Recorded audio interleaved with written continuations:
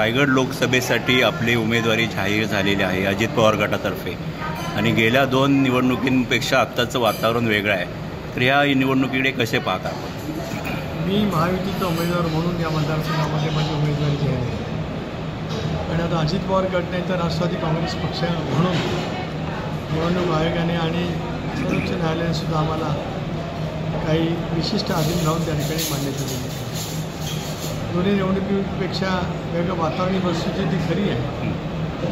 पहिल्या निवडणुकीमध्ये दुसऱ्या निवडणुकीमध्ये सुद्धा एक वेगळं वातावरण त्या ठिकाणी होतं. यावेळची निवडणूक आणखीन वातावरण वेगळं आहे. मी महायुतीचा उमेदवार असल्यामुळे शिवसेना, भारतीय जनता पक्ष, राष्ट्रवादी काँग्रेस आणि अन्य घटक पक्ष RP असेल, मनसे असेल, या सर्वांचं पाठबळ माझ्या पाठीमागे उभं आहे. या निवडणुकीमध्ये फार मोठ्या फरकाने यश मला मिळेल असा मला विश्वास आहे. आपल्या विरोधातील जे उमेदवार आहेत आनंद गीते, ते मागच्या निवडणुकीमध्ये ज्या मोदी लाटेवर निवडून आले, तर त्यांनी परवा असं स्टेटमेंट दिलं की मोदी लाट आता ह्यावेळी कुठेही दिसून येणार नाही आणि त्याचा फटका आपल्याला बसेल. कृतज्ञता किती असते ते आनंद गीतेंच्या प्रत्येक वक्तव्यातून ध्वनित होते. 8 वेळा ते लोकसभेच्या निवडणुका लढले. भारतीय जनता पक्षाच्या सोबत 10 वर्ष त्यांना केंद्रात मंत्रिपदाची काम करण्याची संधी मिळाली. वाजपेयी साहेबांच्या सरकारमध्ये आणि मोदी साहेबांच्या सरकारमध्ये त्यावेळेला यांच्या मानसिक निष्क्रियतेमुळे मतदारसंघामध्ये ते काही काम करू शकले नाही. आणि आज ज्या मोदींच्या नावावरती मतं मागत 2014मध्ये निसटता विजय मिळवला आणि 19ला तर काय झालं ते आपण अनुभवलेलं आहे. त्याच्यामुळे या पद्धतीचं ते म्हणण्याचा प्रयत्न करत आहे. देशामध्ये नरेंद्र मोदींनी गेल्या 10 वर्षामध्ये जे काही काम केलं त्याची नोंद नक्कीच त्या ठिकाणी आहे. त्याच्यात माझ्या मनामध्ये काही शंकाच काही कारण साहेब, मुस्लिम समाज भाजपवर नाराज आहे. तुम्ही या समाजाची, मुस्लिम समाजाची समजूत कशी काढताय किंवा कसा आवाहन करता? हे कसं आहे की वेगवेगळं जाणीवपूर्वक पसरवण्याचा प्रयत्न केला गेलेला आहे. प्रत्येक राजकीय पक्षाची आपली स्वतःची आयडिओलॉजी असते. राष्ट्रवादी काँग्रेस पक्ष पण आमची आयडिओलॉजी ठाम आहे. आम्ही सेक्युलर आहोत. शाहू फुले आंबेडकरांच्या सामाजिक समतेवरती आज आम्ही त्या ठिकाणी काम करतो. सत्तेमधला आमचा सहभाग सत्तेसाठी नव्हता, बहुजनांच्या व्यापक हितासाठी होता. त्या भूमिकेतून आम्ही वाटचाल करण्याचा प्रयत्न करतो. खरं आहे की अल्पसंख्याक समाजाच्या मनामध्ये काही प्रश्न होते, काय त्यांच्या भावना होत्या, त्या आम्ही स्पष्टपणे दूर केलेल्या आहेत. आणि आज अल्पसंख्याक समाज 2014 सालामध्ये किंवा गेल्या 40 वर्षामध्ये ज्या पद्धतीने माझं काम राहिलं त्या कामावरती विश्वास ठेवत याही वेळेला फार मोठ्या मताधिक्य मला तो देईल. गेल्या 6 टर्मला आनंद गीते खासदार म्हणून काम केलं होतं त्यांनी आणि आपण त्यांचा विकास कामांचा जाब विचारला होता. तर त्याच्यावर ते असं बोलले की मी त्याची दखल घेत नाही, त्याची जनताच दखल घेईल. याचं कारण असं की या विषयाच्या बाबतीमध्ये ते दखलपात्र नाहीतच आहे. त्यांनी ज्यावेळेला बाईट दिली या विषयावरती त्याला त्यांच्या चेहऱ्यावरची चीट आणि मनातली खतखत, माणूस दुसऱ्याला फसू शकतो, स्वतःच्या मनाला फसू शकत नाही. त्याचा मग कामाचा आढावा ते देऊ शकले आहे.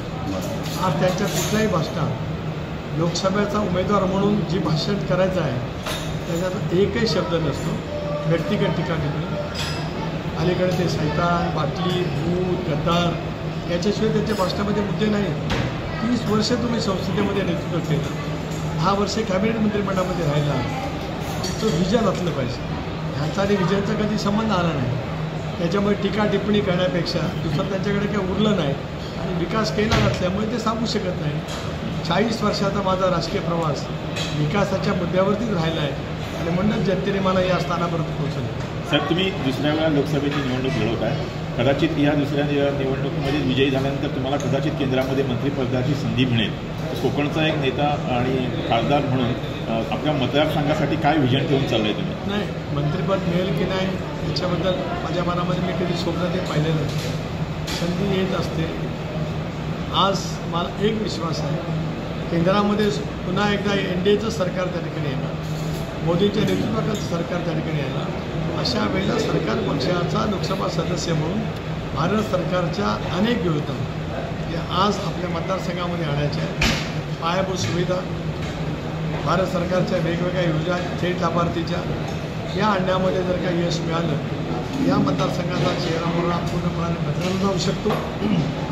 बेरोजगारांचे प्रश्न आहेत, पर्यटनावरती आधारित असलेल्या रोजगाराची निर्मिती त्या ठिकाणी करायचं आहे. नमो नारी शक्ती अभियान माझ्या या सगळ्या परिसरातल्या महिला भगिनींच्यासाठी त्या ठिकाणी राबवायचं आहे. त्यांच्यासाठी 35% सबसिडीतून ज्या योजना केलेल्या आहेत त्या मला या मतदारसंघामध्ये प्रामुख्याने राबवायच्या आहेत. हे माझं पुढचं विजन आहे, विकासाचं विजन. साहेब, रायगडमध्ये विशेषतः कुणबी समाजाचं प्राबल्य आहे आणि ह्याच्यावरती 6 टर्म रीतगीतेंनी खासदारकी उपभोगली. तर ह्या कुणबी फॅक्टरकडे आपण कशा दृष्टीने बघता? माझा कुणबी समाज हा आम्हाला पाहतो. 2019 सालामध्ये कुणबी समाजाने दाखवून दिलेला आहे आणि आज आपणसुद्धा जर का त्या ठिकाणी पाहिलं तर त्याच पद्धतीने उद्याच्या भवितव्याच्या कालावधीमध्ये सुद्धा कुणबी समाजाची पूर्णपणाची ताकद माझ्यासारख्या कार्यकर्त्याच्या पाठीमागे 100% उभी राहील. आणि मी नियमितपणाने म्हणत आलो, मी जन्माने जरी गवळी असलो तरी मी कर्माने पण हे मी सिद्ध करून दाखवलं. 1980 साली बॅरिस्टर अंतुले साहेबांनी कुणबी समाजवृत्ती संघाला भूखंड दिला होता. 42 वर्ष तो भूखंड वाट पाहत होता. या सुनील तटकरेंनी अजितदादांच्या मार्फत 5 कोटी रुपये तिथे उपलब्ध करून दिले. राज्याचे मुख्यमंत्री एकनाथराव शिंदेंनी उरलेले 7 कोटी रुपये दिले.